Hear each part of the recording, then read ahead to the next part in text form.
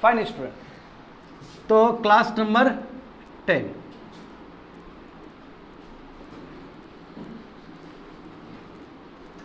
Verb. Verb chapter का ये class number 10 है and this will be the last class of verb chapter. देखो students, हम लोग क्या चर्चा कर रहे थे 9th में, नॉन फाइनाइट वर्ब्स। तो नॉन फाइनाइट वर्ब्स में हमने क्या क्या देखा है अभी तक?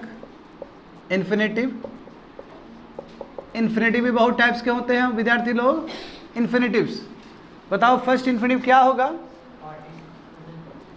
नॉन इन्फिनेटिव भी बोल सकते हैं, सिंपल इन्फिनेटिव भी बोल सकते हैं। दूसरा क्या होगा? Gerundial infinitive. And third one is your bare infinitive. Bare infinitive का मतलब क्या है? जिसमें टू ना हो। करेक्ट, ये हो गया। और हाँ, इसका बहुत सारा एप्लीकेशन देखे थे कि सिंपल इन्फिनेटिव किस तरह काम कर सकता है, 2 + V1 कैसे काम कर सकता है। तो बताओ, एज अ सब्जेक्ट के रूप में काम कर सकता है। देखो, subject of the verb, as a object of the verb. कितना है बताओ एप्लीकेशन? कितना लिखा है तुम लोग? 4 लिखा है। यदि स्पेस है तो वहाँ पे लिख लो, नहीं तो एक जगह दूसरे जगह पे लिख लेना, ऐसे करके नोट करके। एक एप्लीकेशन और है उसमें, as a object of the preposition लिखो तो हेडलाइंस वही रहेगा। ऑब्जेक्ट ऑफ द प्रीपोजिशन के रूप में भी काम कर सकता है इन्फिनेटिव। ठीक है, I am talking about the simple infinitive. मैं सिंपल इन्फिनेटिव का बात कर रहा हूं जी।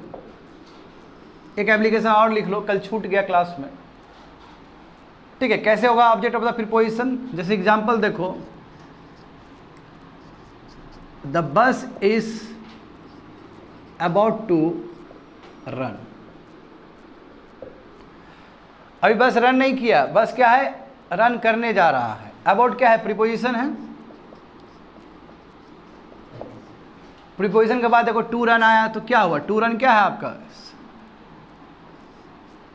To run is acting as a noun and it becomes the object of the preposition. समझ गए? ये एक लिख लो ये चीज। हाँ, तो ये लिखना जरूरी है कि आपका ये भी हो सकता है, प्रीपोजिशन का भी ऑब्जेक्ट बन सकता है।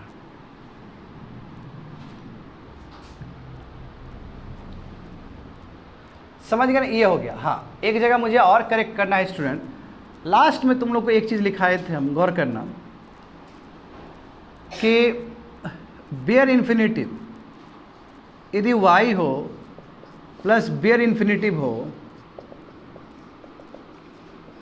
और प्लस कुछ भी फ्रेज हो सकता है यहाँ पे, और क्वेश्चन मार्क हो, तो ये क्या चीज़ को रिफ्लेक्ट करता है? स्टुपिडिटी को, यानी कि ये बहुत बेवकूफ़ी हो गया। और उसमें एक एग्जाम्पल दिए थे कल के क्लास में जो लास्ट में करवाया था। हाँ, why hire a taxi, question mark. Taxi hire करने की क्या जरूरत था? इसका मतलब देखो, ये हायर क्या है आपका? Bear infinitive. टैक्सी हायर करने की क्या जरूरत है? तो क्या है? ये बेवकूफ़ी दिखाता है। उसी तरह देखो, दूसरा जो वर्ड था वाई, उसमें मैंने क्या किया था कि टू इन्फिनेटिव डायरेक्ट लिख दिया था। टू इन्फिनेटिव नहीं होगा, वहाँ पे नॉट आएगा। बिल्कुल, ये छूट गया था हमसे, ये गलती हो गया था हमसे। नॉट लिखो वहाँ पे, नॉट प्लस टू इन्फिनेटिव। क्या होगा? To infinitive. हाँ हाँ, सिंपल इन्फिनेटिव मतलब ही टू इन्फिनेटिव होता है, समझे ना? अच्छा, हाँ, इन्फिनेटिव भी केवल लिख सकते हैं, 2 + V1 फॉर्म बोलना चाह रहे हैं। तो बस कल का ही जो चीज़ है, क्या था उसमें बताओ तो? वाई, हाँ बिल्कुल, वाई नॉट टू, बिल्कुल not to, why not to consult a doctor.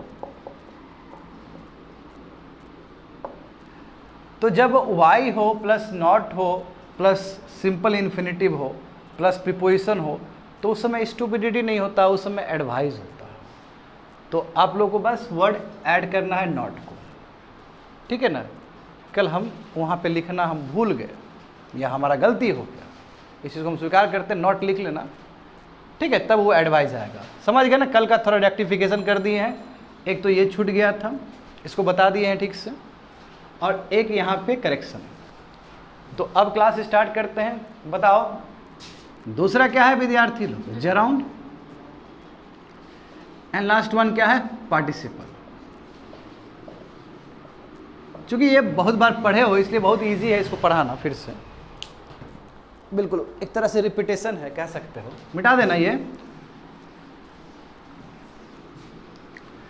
अच्छा, जेराउंड क्या होता है बताओ, जेराउंड क्या है?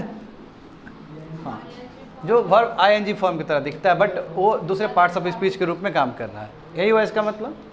हाँ, जेराउंड देखो,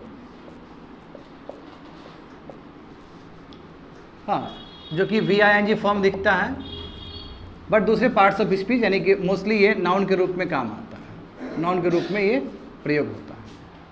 मोस्टली बोल रहा हूँ क्योंकि और भी हो सकता है, ठीक है। तो ING फॉर्म, और इसका जो एक्शन होगा विद्यार्थी लोग जानते हो ना तुम लोग, इसका एक्शन क्या होगा जल्दी बताओ। इसका एक्शन कंप्लीट हो सकता है, इसका एक्शन रियल हो सकता है, और इसका एक्शन क्या हो सकता है? फिक्स हो सकता है। याद है ना ये चीज़, नाउन के चैप्टर में भी हम लोग डिस्कस किए थे। हाँ, तो सबसे पहला एप्लीकेशन देखते हैं, बिल्कुल एप्लीकेशन हो जाएगा, सब समझ जाओगे। तो एप्लीकेशंस ऑफ जेराउंड, जेराउंड का एप्लीकेशन, तो पहले लिखते हैं as a subject, as subject of the verb, चाहे सब्जेक्ट ऑफ द वर्ब को या सब्जेक्ट ऑफ द सेंटेंस को, बात एक ही है। एग्जाम्पल देखो,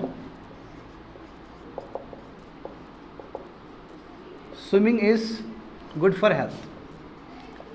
स्विमिंग क्या है? गुड है हेल्थ के लिए, गुड फॉर हेल्थ। ये क्या है बच्चे लोग? What is a good for health? Swimming. Swimming क्या हो गया? सब्जेक्ट हो गया ना, और ये जेराउंड है, सही बात है, as subject.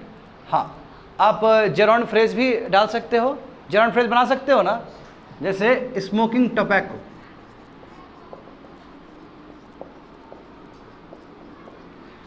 Smoking tobacco causes cancer, सही बात है ना। तो ये तो जेराउंड हुआ, बट इसके साथ यदि वर्ड ये भी अटैच हो गया तो क्या हो गया? Gerund phrase. और it behaves as a subject of the verb. कोई दिक्कत? देखो तो फिर से रिपीट ही किया ना, कोई नया चीज़ नहीं ना बताए हैं, बिल्कुल कोई चीज़ नया नहीं बताए हैं, ये चीज़ 50 बार हो चुका है क्लास में, ठीक है। चूंकि टॉपिक है तो बताना पड़ रहा है फिर से। अब देखते हैं as object of the verb, जब सब्जेक्ट हो सकता है तो ऑब्जेक्ट भी बन ही सकता है, करेक्ट, ऑब्जेक्ट भी बन ही सकता है। एग्जाम्पल देखो, ऑब्जेक्ट ऑफ द वर्ब के रूप में देखोगे तो ही लव्स फिशिंग, यानी कि फिशिंग करना उसको अच्छा लगता है, मछली पकड़ना अच्छा लगता है। फिशिंग क्या है आपका? जेराउंड है, सही बात है ना। He loves playing cricket, he loves playing cricket. देखो ये क्या हो गया? जेराउंड फ्रेज हो गया, बट ये जेराउंड फ्रेज किस तरह काम कर रहा है? ऑब्जेक्ट के रूप में काम कर रहा है। ये जेराउंड फ्रेज किस तरह काम कर रहा था? बिल्कुल। चलो तुम लोग भी बनाओ सेंटेंस।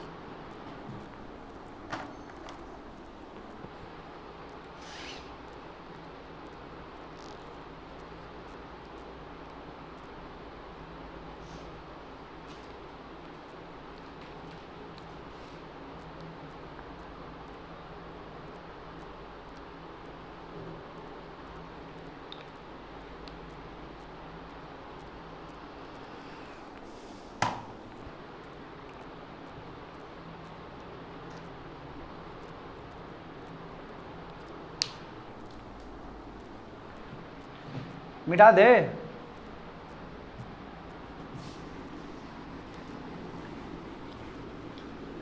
चलो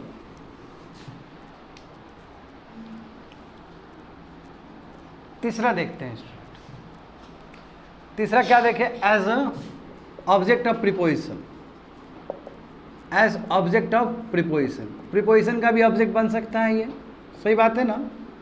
हाँ, जैसे एग्जांपल देखो, I am fond of writing letters.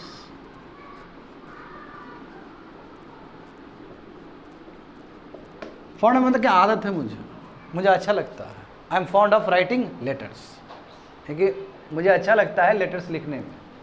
Of के बाद आया ना ये, ऑफ क्या है विद्यार्थी लोग?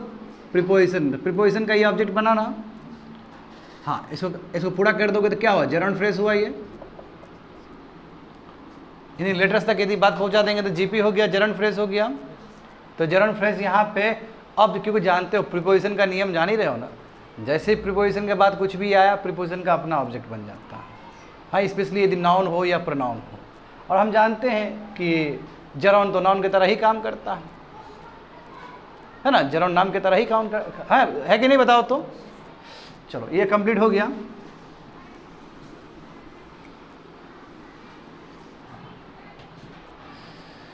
ठीक है, ये हो गया। I am found of writing letters. तो इस तरह फोर्थ देख लो, एक और लिखाते हैं तुम लोग को, as a complement of the verb. Verb का कॉम्प्लीमेंट, वर्ब का कॉम्प्लीमेंट और वर्ब का ऑब्जेक्ट के बारे में कल बताया ना तुम लोग को, यानी कि वर्ब को जो संपूर्ण करे वो क्या है? तुम्हारा कॉम्प्लीमेंट है वर्ब का।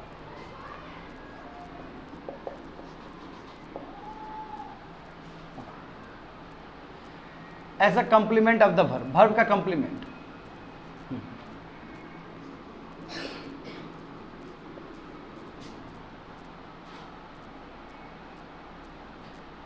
रुक जाओ, थोड़ा सा रुक जाओ, मुझे सेंटेंस सोचने दो। As complement of the verb, हाँ, वर्ब का कॉम्प्लीमेंट लिखना है आपको। जैसे चलो मैं लिखता हूँ, his weakness is writing slowly. His weakness is writing slowly, इसका मतलब क्या है कि उसका वीकनेस क्या है? स्लोली लिखने का। अच्छा, तुम लोग को लग रहा होगा कि सर ये तो काम गड़बड़ हो गया, राइटिंग तो लग रहा है उसके तरह, मतलब V4 की तरह लग रहा है, वर्ब की तरह दिख रहा है। नहीं तो बाबू ये तो सब्जेक्ट नहीं ना है जी। देखो तो हिज वीकनेस, मेरा सिंपल मतलब है, देखो सिंपल मैं तुम लोगों को दूसरे तरीके से बता रहा हूँ। जैसे देखो, आई एम राइटिंग स्लोली, ठीक है, ये सेंटेंस है, ये सब्जेक्ट है, ये ऑक्सिलरी वर्ब है, ये मेन वर्ब है और ये एडवर्ब है। सो सिंपल, समझ रहे हो ना? हाँ, हिज वीकनेस बोल रहा है, इसका वीकनेस क्या है? और उसके बाद इज लिखा गया, यानी कि वीकनेस के बारे में बोला जा रहा है। इसका वीकनेस क्या है कि वो स्लोली लिखता है। This writing is not your verb, main verb नहीं है, क्योंकि इसको ये कंप्लीट कर रहा है, अनलाइक दिस वन। इसमें क्या था कि देखो, इसमें क्या है, भले ही आपको सेम ही दिख रहा हो, मत सेम नहीं है। कैसे सेम नहीं है? क्योंकि यहाँ देखो ना क्या लिखा गया, हिज वीकनेस लिखा गया। मैं ये नहीं बोल रहा हूँ कि ही इज राइटिंग स्लोली, मैं तो ये तो नहीं बोल रहा हूँ। मैं बोल रहा हूँ कि हिज वीकनेस, उसका कमजोरी क्या है कि वो स्लोली लिखता है। तो ये जो राइटिंग है कुछ नहीं, ये जो राइटिंग क्या है, इसको कंप्लीट कर रहा है। Difference, there is a difference. ये आपका मेन वर्ब है। Here writing is gerund which is completing the verb, auxiliary verb को कंप्लीट कर, क्योंकि उसका वीकनेस कोई, अच्छा सिंपल बात, कोई कार्य नहीं हो रहा है यहाँ पे काम हो रहा है, यहाँ पे काम हो रहा है V4 के वजह से। आप समझो, अब चलो दूसरे तरीके समझाते हैं। यहाँ पे देखो V4 लगा, काम होगा ना, V1 लगे या V5 तक लगे, काम ही हो रहा है। एक्शन कैसे डिनोट होता है? मेन वर्ब से। इज एम से क्या डिनोट होता है? स्टेट ऑफ बीइंग, पढ़े हो ना फर्स्ट सेकंड क्लास में। So simple. अब मैं यहाँ पे ये बोल रहा हूँ कि जो तुम सेंटेंस देख रहे हो, इसमें कोई काम नहीं हो रहा है, इसमें कोई काम नहीं हो रहा, ये स्टेट ऑफ बीइंग ही है। His weakness is writing slowly, इसका कमजोरी क्या है कि बहुत स्लोली लिखता है, वो लिख नहीं रहा है, वो कमजोरी है उसका। आया समझ में क्या बोल रहे हैं?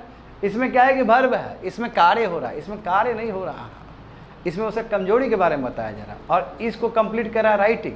तो ये राइटिंग यहाँ पे मेन वर्ब गलती से भी मेन वर्ब नहीं है, यहाँ पे क्या है, वो जराउंड है। और जराउंड यहाँ पे किस तरह रोल प्ले कर रहा है?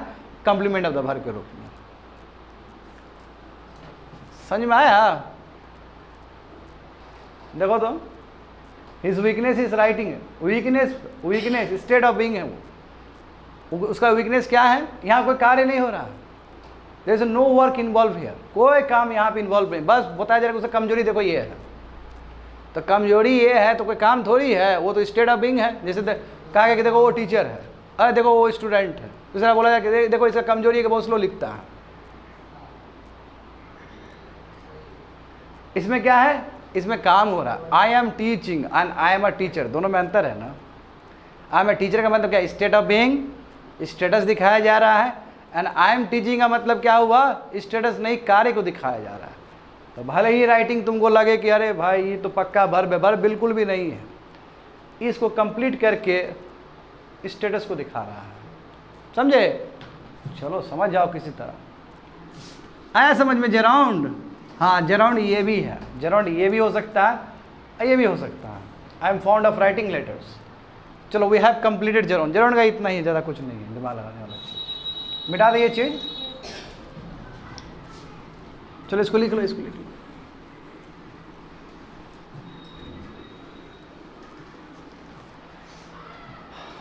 अब बात करते हैं हम लोग पार्टिसिपल।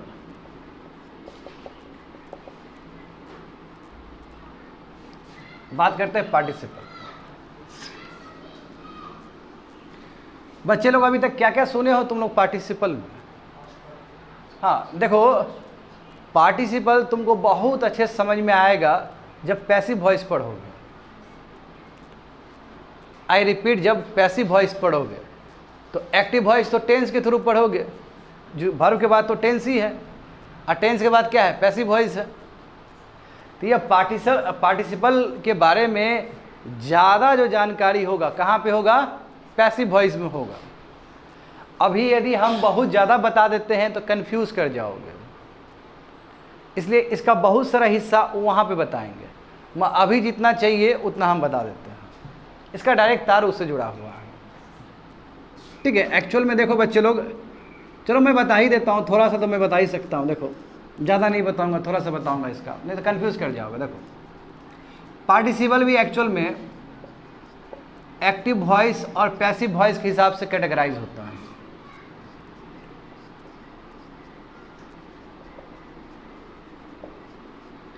एक्टिव वॉइस और पैसिव वॉइस के हिसाब से कैटेगराइज होता है।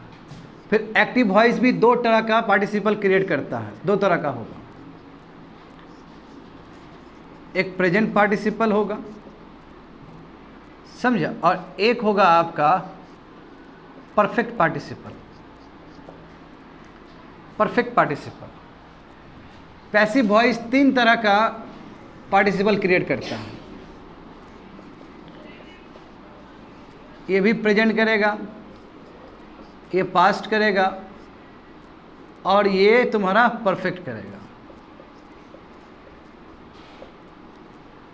ये क्या परफेक्ट करेगा। अब देखो, ये प्रेजेंट का मतलब है कि VING फॉर्म जो तुमको दिखेगा, ठीक है। जैसे एग्जांपल ले लेते हैं, इसमें प्लेइंग, एक वर्ड ले लेते हैं ताकि आसानी हो समझने में। प्लेइंग, ये जो परफेक्ट है ये आपका होगा, हाँ ये परफेक्ट है। ये हैविंग प्लेड होगा। हैविंग प्लेड का मतलब क्या है कि हैव प्लस V3, ठीक है। ये है आपका प्रेजेंट, ये होगा बीइंग प्लस हाँ प्लेड। अच्छा सिंपल लिख देता हूँ, बीइंग प्लेड, क्योंकि पैसिव वॉइस में, पैसिव वॉइस में ऑलवेज बीइंग प्लस V3, यानी कि कहने का मतलब क्या लिखे हम लोग, बीइंग प्लस V3। ये पास्ट पार्टिसिपल, ये कुछ नहीं है, V2 फॉर्म है। ये कई बार V2 फॉर्म में भी देखने में लगता है या V3 में भी लगता है, जैसे एग्जांपल प्लेड। और ये जो है ये तुम्हारा है बिन, हाँ बिन प्लेड, ऐसे कुछ।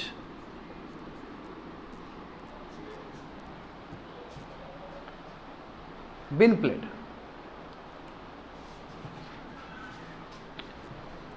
ठीक है। तो ये प्रेजेंट हो गया जिसमें ING फॉर्म है, ये परफेक्ट हो गया जिसमें हैव प्लस V3 है, ये प्रेजेंट है, बीइंग प्लेड हो गया। वो पास्ट है, उसमें V2 और V3 दोनों ही आ सकता है। और वो तुम्हारा हो गया परफेक्ट में, परफेक्ट पैसिव वॉइस में बीन प्लेड। ठीक ऐसे कुछ है, शायद इसमें एक वर्ड एडिट हो रहा है, एक वर्ड इसमें कम हो रहा है, मैं भूल रहा हूं अभी क्या है।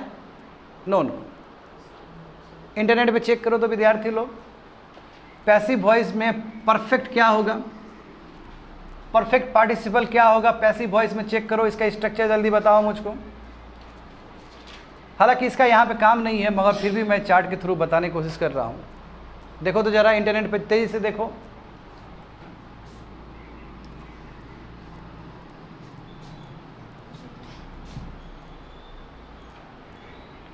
वहाँ पे एक वर्ड छूट रहा है, वन वर्ड मिसिंग है यहाँ पे, एक कुछ वर्ड। एनीवे, ठीक है, कर लिए, ढूंढ लिए जल्दी से, नहीं मिला, हाँ छोड़ दो, बच्चे लोग, इतना टाइम नहीं है, रिकॉर्ड भी हो रहा है। देखो यहाँ पे, चलो इसको ऐसे ऑब्लिक कर दो, मैं भेज दूंगा, और बच्चे लोग जो यूट्यूब पे देखोगे थोड़ा देख लेना यहाँ पे। हालांकि इसका कोई अभी काम नहीं है, there is no use of this things. मैं बस एक खोल रहा हूँ दिखाने के लिए। अच्छा, क्या मिला तुमको? अच्छा, ढूंढने के लिए भी तो चाहिए थोड़ा mind.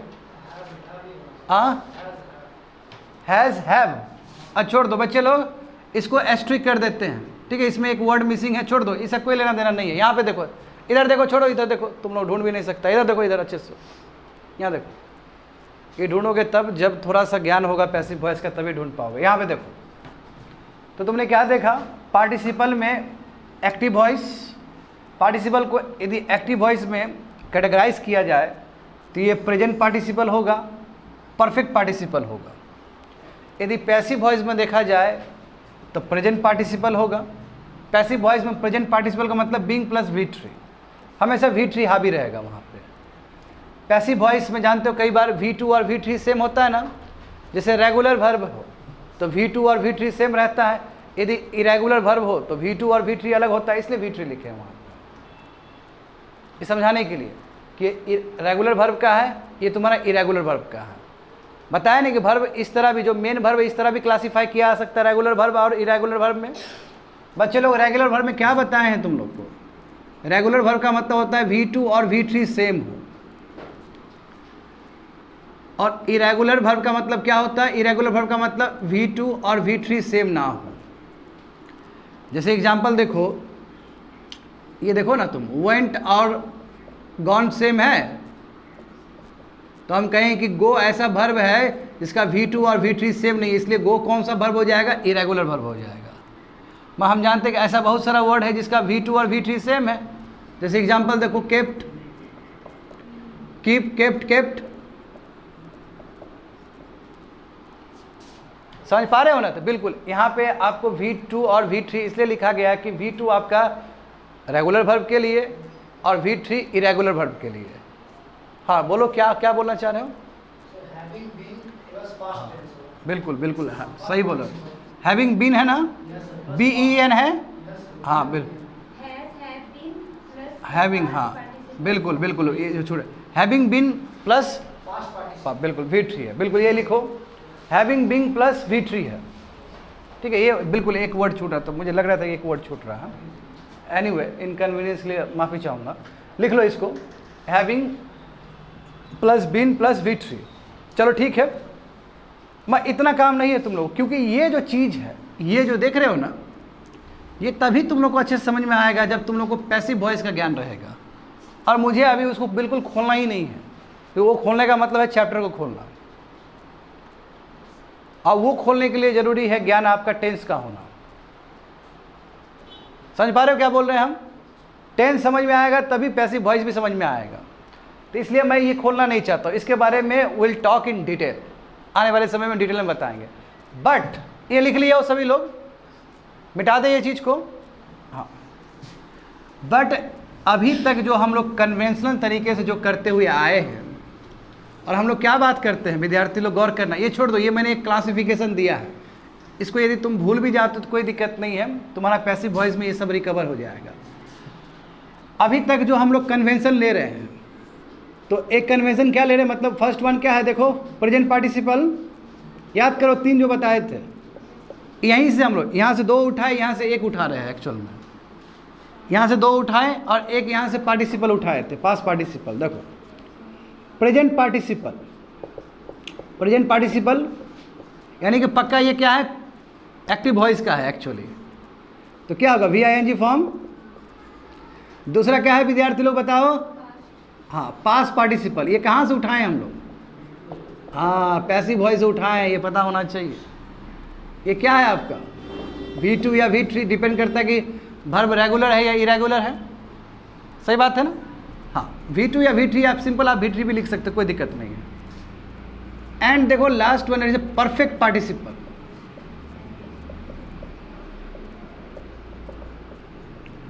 Perfect participle, perfect participle में क्या होगा, हाँ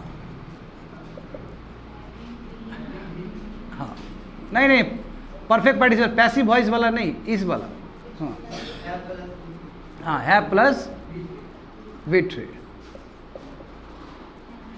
ठीक है प्लस V3, बिल्कुल। ये मैं एक्टिव वॉइस का बात कर रहा हूँ, पैसिव वॉइस में जाना ही नहीं है, उसमें पढ़ना ही नहीं है अभी, बात समझे। तो हमें पार्टिसिपल इस फॉर्म में पढ़ना है अभी, ताकि इजी हो समझने में, क्योंकि आपके पास अभी पैसिव वॉइस का नॉलेज नहीं है, उसके अंदर जाओगे तो कंफ्यूज कर जाओगे। अब इसका एप्लीकेशन देखो विद्यार्थी लोग, खास बात क्या है पार्टिसिपल का, पार्टिसिपल और जेराउंड देखो कैसे अंतर, देखो जेराउंड में भी तो ING फॉर्म है, याद करो जेराउंड में भी तो ING फॉर्म है, अब पार्टिसिपल में भी ING फॉर्म है, तो बताओ दोनों में क्या डिफरेंस है, यू टेल मी।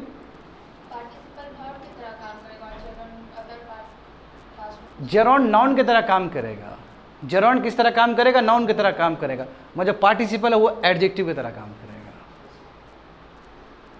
किस तरह काम करेगा, एडजेक्टिव की तरह करेगा, याद आया, हाँ बिल्कुल, हाँ ये एडजेक्टिव के रूप में काम करता है। याद करो wearing a blue T-shirt, comma he went to market, known as the Manchester of East, comma Mumbai houses several clothes industry, beaten by mosquitoes we couldn't sleep the whole night. क्या है, यही तो है, याद आया, यही तो है, समझे। हाँ बस ये चीज़ तुम लोग के लिए थोड़ा नया है और कुछ नहीं, बाकी सब चीज़ जान रहे हो। चलो इसको लिख लो 23 से। अब इसको लिखो विद्यार्थी लोग, अब तुम लोग को पता आएगा, बहुत कुछ पता लगेगा। अभी पहले इसको लिखो, थोड़ा सा अपने जो भी हम पढ़ाएं अभी तक उसका थोड़ा सा ऑरिजिन बढ़ाना पड़ेगा इसको समझने के लिए।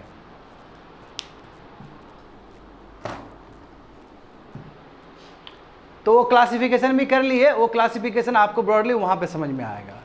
बट जितना भी वर्ब के लिए चाहिए, वर्ब के लिए हमें 3 चीज़ चाहिए, मतलब वर्ब चैप्टर के हिसाब से। इसमें क्या देखने जा रहे हैं, present participle, past participle and perfect participle. इसका यूज़ कैसे होगा, अच्छा जो भी यूज़ होगा वो पक्का एडजेक्टिव के रूप में यूज़ होगा, ये बात तो क्लियर है, वो एडजेक्टिव के रूप में ही यूज़ होगा। एडजेक्टिव जानते हो ना, जो नाउन और प्रोनाउन को मॉडिफाई करें, सिंपल, सो सिंपल। अब एग्जाम्पल देखो, ये बहुत तरीके से हो सकता है। जैसे फर्स्ट मैं प्रेजेंट पार्टिसिपल से ही स्टार्ट कर रहा हूँ।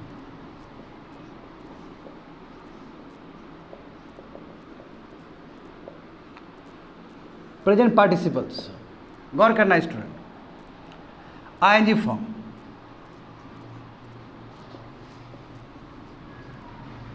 It was a tiring journey, it was a tiring journey B,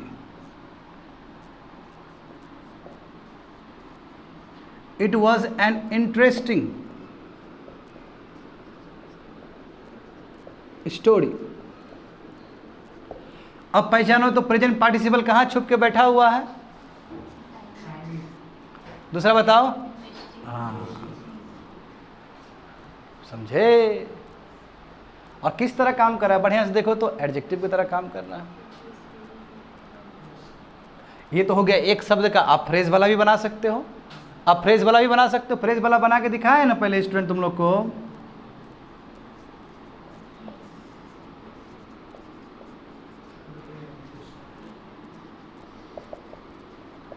चलो अपने बारे में ही लिख देते हैं।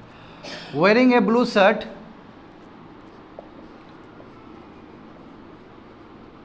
The teacher is taking the class.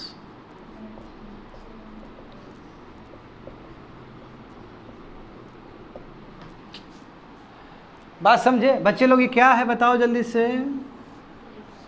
Present participle phrase wearing से स्टार्ट हुआ, ये आया है ना, 3 वर्ड इसके साथ, तो फ्रेज बनाना आ रहा है समझ में? किसके लिए है ये टीचर के लिए है। टीचर क्या है? नाउन है। नाउन को जो मॉडिफाई करे उसको क्या बोलेंगे? एडजेक्टिव कहेंगे। हो गया खत्म बात। आया समझ में ये चीज? हाँ, तो बिल्कुल हमें, हाँ, एक विद्यार्थी ने मुझे बहुत पहले सवाल पूछा था एक चीज, और उसको मैंने कहा था, शायद शिवम ही होगा, हाँ तुम पूछे थे हमसे कि क्या सर फ्रेज फॉर्म में ही होगा, सिंगल नहीं हो सकता है क्या? कहीं पूछे थे ना, सिंगल भी हो सकता है।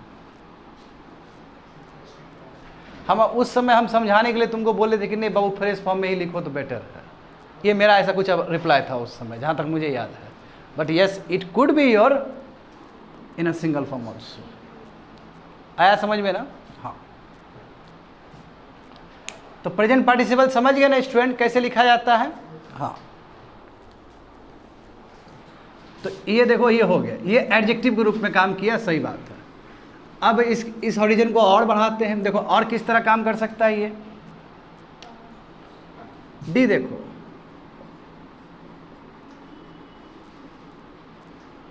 I saw him dancing.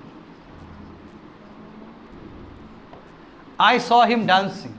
अच्छा, ये डांसिंग किससे रिलेटेड है? इससे रिलेटेड है ना? तो किस तरह काम कर रहा है ये? हाँ, एडजेक्टिव तो है ही, बट यहाँ पे वर्ड कैसे काम कर रहा है? जो ऑब्जेक्ट को कंप्लीट करे वो क्या बोलते हैं उसको? Object complement. हाँ, ये ऑब्जेक्ट कंप्लीमेंट के रूप में काम कर रहा है। यहाँ पे जो आपका प्रेजेंट पार्टिसिपल है ना जी, इसको क्या बोलेंगे? Present participle. Present participle is working as a object complement, क्योंकि उसको मॉडिफाई कर रहे हैं। समझ गए? हाँ,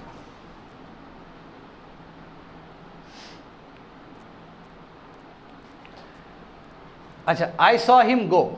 गो जब किए थे हम लोग, याद करो, तो वो क्या था? बेयर इन्फिनिटिव था। अब बेयर इन्फिनिटिव यही कर रहा था पिछले क्लास में। देखो तेजी से, देखो देखो देखो तेजी से देखो, देखो देखो, जब तक कंपेयर नहीं करोगे तब तक नहीं सीख पाओगे। देखो तो, देखो तो, कंप्लीमेंट, ऑब्जेक्ट कंप्लीमेंट हो रहा था। I saw him go first में ही, सिंपल इन्फिनिटिव में ही तुमको मिल जाएगा। आया समझ में? बिल्कुल वही चीज है। क्या है कि कई बार डांसिंग जो आपका, अभी तक तो तुम लोग यही सुन रहे थे कि एडजेक्टिव एडजेक्टिव एडजेक्टिव करेगा, सही बात है। Here adjective, here adjective, here is also adjective, but this time it is not adjective. This time क्या है? ऑब्जेक्ट कंप्लीमेंट के रूप में भी काम कर सकता है वो। बात समझ रहे हो ना? उसका एप्लीकेशन और भी हो सकता है। देखो देखो, जैसे देखो सिंपल बात है विद्यार्थी लोग, जैसे हम लोग जेराउंड का किए ना, जेराउंड सब्जेक्ट भी बन सकता है, ऑब्जेक्ट भी बन सकता है, प्रीपोजिशन का भी ऑब्जेक्ट बन सकता है, वर्ब का कंप्लीमेंट भी बन सकता है। Similarly we are seeing this things. ठीक है, ये हो गया। हाँ, तो ये प्रेजेंट पार्टिसिपल ये सभी चीज़ कर सकता है।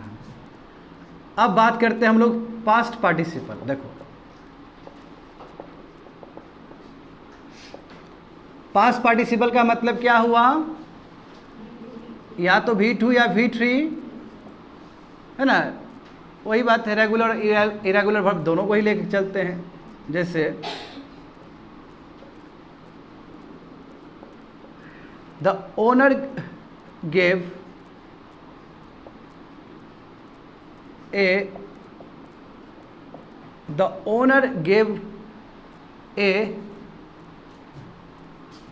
Return notice to the tenant. Tenant समझते हो ना? टेनेंट का मतलब होता है जो किराएदार है। तो उन्होंने क्या किया? एक रिटर्न नोटिस दिया किराएदार को। उन्होंने मतलब जिसका घर है उसने क्या दिया था? एक रिटर्न नोटिस दिया था। अच्छा बच्चे लोग बताओ तो, यहाँ पे तुम लोगों को पास्ट पार्टिसिपल कहाँ नजर आ रहा है? हाँ, किस तरह काम कर रहा है ये? एडजेक्टिव के रूप में। नोटिस से पहले है तो नोटिस को मॉडिफाई कर रहा है वो। बिल्कुल किस तरह? एडजेक्टिव के रूप में काम कर रहा है। समझे? हाँ, आया समझ में ना? हाँ, इस तरह वर्क कर रहा होता है ए number.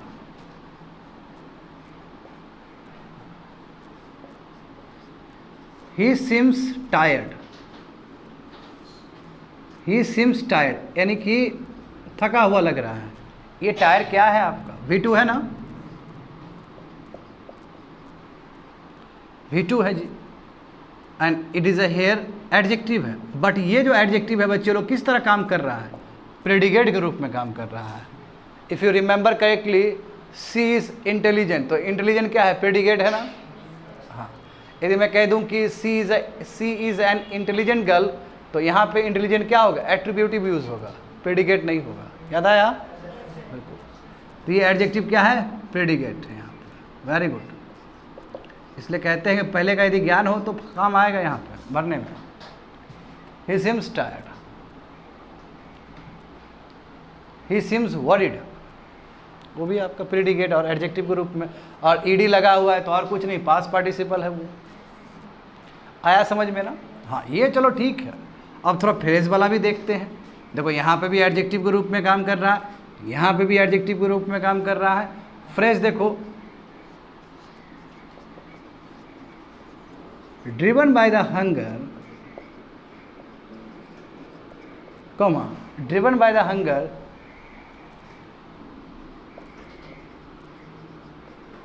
he begged for the food.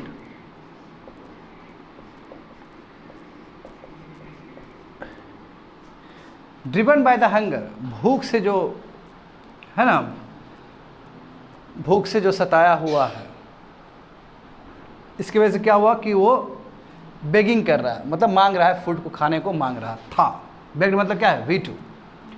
तो बच्चे लोग ये V3 से स्टार्ट हुआ ना, तो ये क्या हुआ? टोटल क्या हुआ आपका? पास्ट पार्टिसिपल फ्रेज बना ना, पी पी पी बना, क्योंकि पी पी तो यहाँ तक यही बात हो गया। इसमें और भी वर्ड जुड़े हैं तो क्या हो जाएगा? Past participle phrase. और किस तरह काम कर रहा है? किसके बारे में बोल रहा है? ही के बारे में बोल रहा है ना? हाँ बिल्कुल, एडजेक्टिव है, ऑलवेज एडजेक्टिव। वही, यदि ये समझ में नहीं आया तो लिख दो, beaten by the mosquitoes, comma, we couldn't sleep the whole night. उसको दूसरे तरीके से लिखें, दूसरा सेंटेंस सही है। Beaten by the mosquitoes, comma, we couldn't sleep the whole night. तो बीटन क्या है? V3 है ना, उसमें और भी वर्ड अटैच है ना, तो क्या हो जाएगा? पास्ट पार्टिसिपल फ्रेज होगा। और ये किसके लिए आया? वी के लिए आया ना, तो एडजेक्टिव के रूप में काम कर रहा है। So simple. हाँ, हम दोनों ही तरफ से देख रहे हैं। देखो विद्यार्थी लोग, हम लोग एक सिंगल के रूप में भी देख रहे हैं, हम लोग एक सिंगल के रूप में भी देख रहे हैं, और हम लोग फ्रेज फॉर्म में भी देख रहे हैं। ठीक है, समझ रहे हो ना? इससे पहले भी यही किए थे। इंटरेस्टिंग वर्ड था, टायरिंग वर्ड था, वो सिंगल फॉर्म में था। और एक एग्जाम्पल हम लोग क्या लिखे थे वहाँ पे? Wearing a blue shirt, comma something. हाँ, इसका मतलब क्या हुआ कि हम लोग फ्रेज वाला भी देख रहे हैं, सिंगल वाला भी देख रहे हैं। मत दोनों ही केस में, चाहे केस वो हो चाहे केस वो हो, एडजेक्टिव के रूप में खेल रहा, एडजेक्टिव के रोल में प्ले कर रहा है कि नहीं कर रहा है? बताओ। They are playing the role of adjective. ये हमेशा ध्यान रखना होगा कि पार्टिसिपल जो है वो एडजेक्टिव के भूमिका में ही आता है। समझ गए? दोनों ही केस हो गया। अब बचा क्या? बचा हमारे पास हाँ, लिख लिए थे ना तुम लोग? हाँ।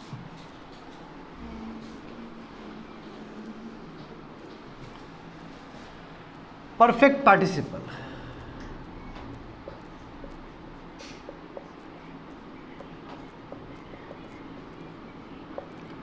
परफेक्ट पार्टिसिपल का क्या बनेगा स्ट्रक्चर? है प्लस V3। परफेक्ट वर्ड का मतलब ही ऑलवेज V3। हाँ, एग्जाम्पल देखो, ये क्या चीज़ को रिफ्लेक्ट करता है? हाँ, अच्छा, हैव नहीं, हैविंग होगा। देखो वहाँ पे हैविंग ही था। हाँ, हैविंग होगा बिल्कुल।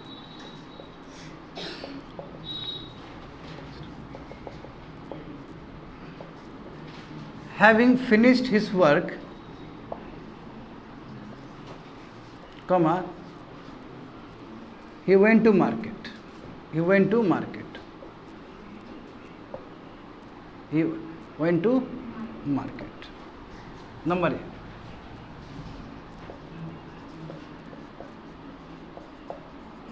having spent V3, having spent sufficient time with the family members,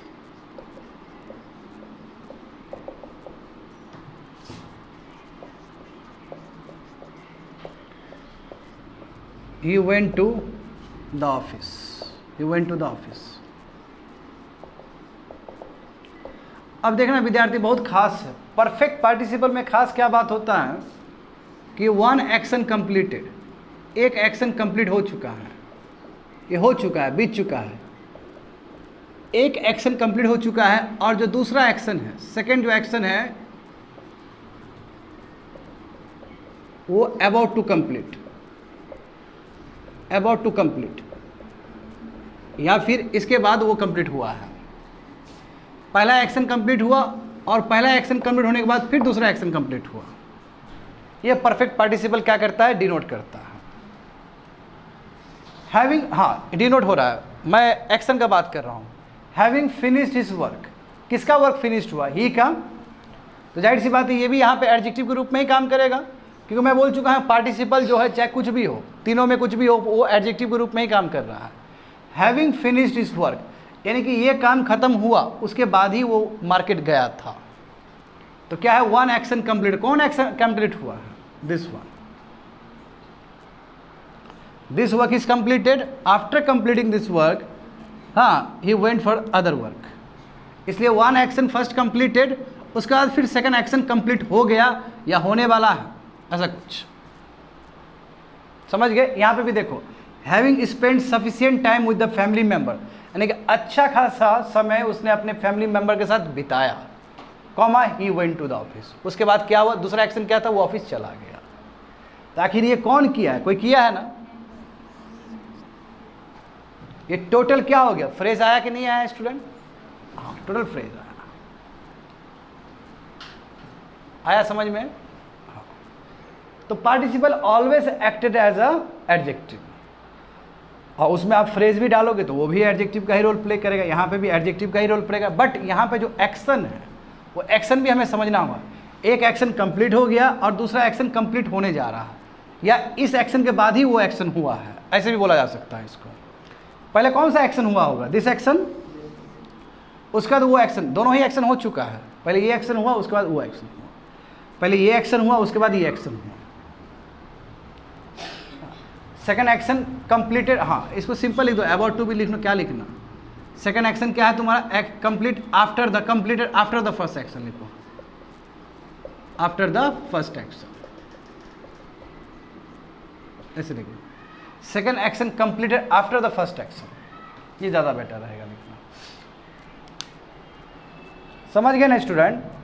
चलो ये मैंने वर्ब चैप्टर कंप्लीट कर दिया, इतना ही मुझे बताना था, मगर चूँकि मैंने कहा था कि मैं एक चीज़ और बताऊंगा, मेन वर्ब का ट्रांजिटिव वर्ब और इनट्रांजिटिव वर्ब, थोड़ा सा एक दो एग्जांपल करके। ये हो गया ना, लिख लो फटाफट इसको।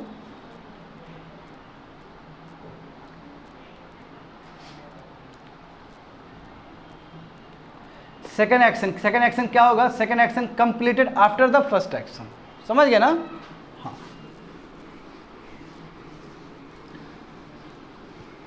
विद्यार्थी लोग, तुम लोग जानते हो कि मेन वर्ब,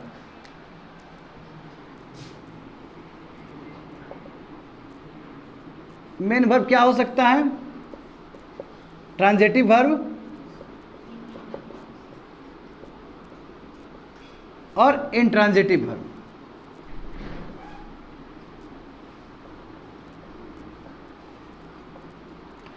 ट्रांजिटिव वर्ब का मतलब क्या है, जो अपने अंदर ऑब्जेक्ट को रखे, और इनट्रांजिटिव वर्ब का मतलब क्या है, जो अपने अंदर ऑब्जेक्ट नहीं रखे।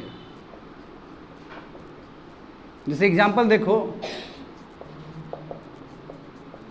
ही ordered a cup of tea, he ordered a cup of tea. B देखो, he ordered to a cup of tea. ठीक है, नंबर सी देखते हैं, I went to market. D देखो, I went school. E, I visited to the temple. I visited to the temple. F देखो, I visited the temple.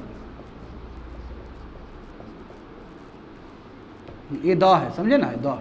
अच्छा, ये to है, ये टू है, नीचे THE द है। हाँ, कम से कम देख के सही लिखना था।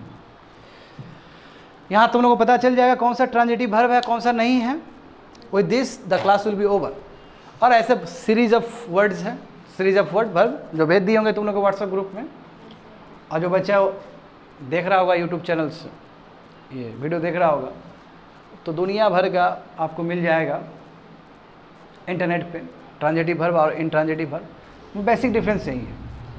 अब बताओ कौन सा सही है, ए सही है कि बी सही है, बताओ। He ordered a cup of tea, और बी क्या है, he ordered to a cup of tea. A सही है, तो ऑर्डर वर्ब हुआ ना, तो ये मेन वर्ब कौन सा है, ट्रांजिटिव वर्ब है कि इंट्रांजिटिव वर्ब है? हाँ, ट्रांजिटिव। क्यों? क्योंकि उसका ऑब्जेक्ट आ रहा है। ऑब्जेक्ट क्या है बताओ, a cup of tea. A cup of tea phrase form में है ऑब्जेक्ट। समझ में आ रहा है तुमको क्या बोल रहे हैं? हाँ, तो ये सही हुआ, ये गलत हो गया। और ये ऑर्डर क्या है, ट्रांजिटिव वर्ब है, क्योंकि इसका ऑब्जेक्ट क्या है, ये है। सो सिंपल, ये गलत हो गया, हटा दो। आई वेंट टू मार्केट और आई वेंट टू स्कूल, बताओ कौन सा सही है? ये सही है। ये वर्ब कौन सा होगा, ट्रांजिटिव और इंट्रांजिटिव? इंट्रांजिटिव। ये इंट्रांजिटिव वर्ब क्यों? क्योंकि इसका ऑब्जेक्ट ही नहीं है, टू आ गया। टू के बाद जो ऑब्जेक्ट होगा वो उसका होगा। प्रीपोजिशन आ जाता है तो प्रीपोजिशन के बाद कोई भी नाउन प्रोनाउन आए उसका ऑब्जेक्ट हो जाएगा। तो वेंट क्या होगा, इंट्रांजिटिव वर्ब। इंट्रांजिटिव वर्ब का मतलब क्या है, जिसका ऑब्जेक्ट ना हो। इसका ऑब्जेक्ट नहीं बन पाया, क्यों नहीं बन पाया? क्योंकि यहाँ पे टू था। टू इसको ये मार्केट को इसके पास ही नहीं पहुँचा पाएगा। तो वेंट क्या हो गया, इंट्रांजिटिव वर्ब हो गया। ये काट दो, ये गलत स्टेटमेंट है। I visited to the temple and I visited the temple, बताओ ये विजिटेड क्या होगा? हाँ, ये लास्ट वाला, ये गलत है, क्योंकि हम जानते हैं कि जो विजिटेड वर्ड क्या है वो ट्रांजिटिव वर्ब है। और द टेम्पल क्या हो जाएगा, उसका ऑब्जेक्ट हो जाएगा। ये है खेला, समझ गए ना? हाँ, तो ट्रांजिटिव वर्ब का मतलब जिसके अंदर ऑब्जेक्ट रहे, और ऐसा अनगिनत तुमको मिल सकता है। ठीक है, वो जितना पढ़ते जाओगे उतना ज्ञानवर्धन होते जाएगा, उतना वर्ड के साथ प्ले कर सकते हो। That's it student, completed. Verb chapter complete हो गया। ठीक है, अच्छे से पढ़ोगे, अच्छे से तैयारी करोगे।